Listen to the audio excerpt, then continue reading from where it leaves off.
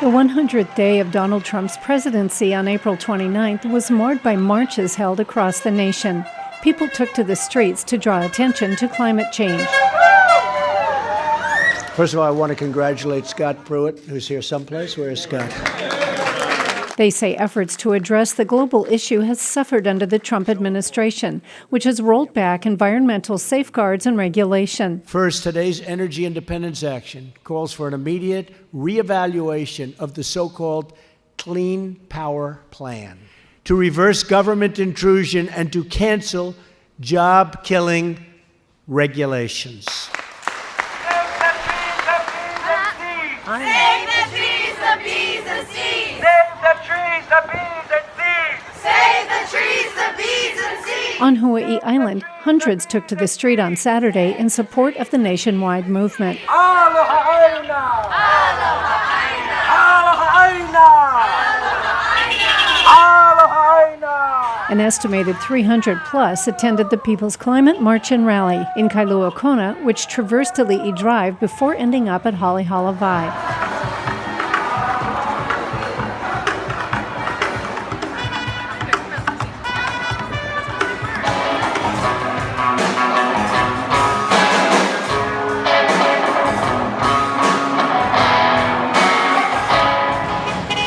Also, a Wade in Waimea climate march drew more than 50 participants who turned out with masks, snorkels, fins, and kayaks to convey their serious concerns about global warming.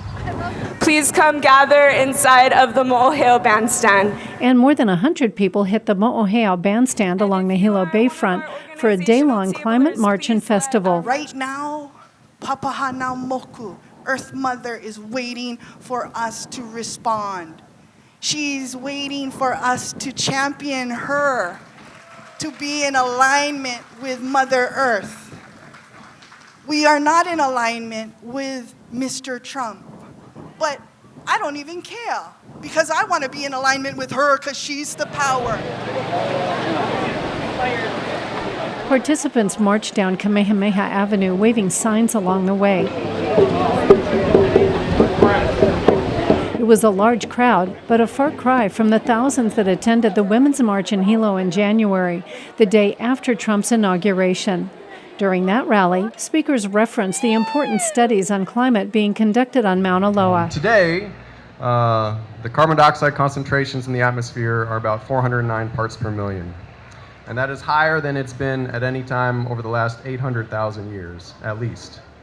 And when I say higher, it's actually quite a bit higher than it's been. We are way outside the realm of natural variability. One of the reasons we know that is because of measurements that have been made here on our island, on Mauna Loa. Since the 1950s, we've been collecting atmospheric measurements on a daily and hourly basis up at the summit of Mauna Loa, and we see that it's going up and up and up. Since that speech, the Mauna Loa Observatory recorded its first ever carbon dioxide reading in excess of 410 parts per million. Yet, this past Friday, the Environmental Protection Agency removed most of the climate change information from its website. The EPA says it is updating the language to reflect the approach of new leadership. EPA Administrator Scott Pruitt, who was appointed by Donald Trump, has been called a climate change denier by the Democratic senator from Hawaii, Brian Schatz. Don't vote for a climate denier. He doesn't actually write the law.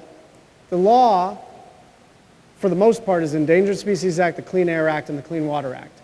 And he is duty-bound to follow those laws. And so we are going to make sure that he is following those laws. That's number one. Number two is that on the budgeting side, we still control the purse string. So he can't defund EPA without our acquiescence, and we will not acquiesce. The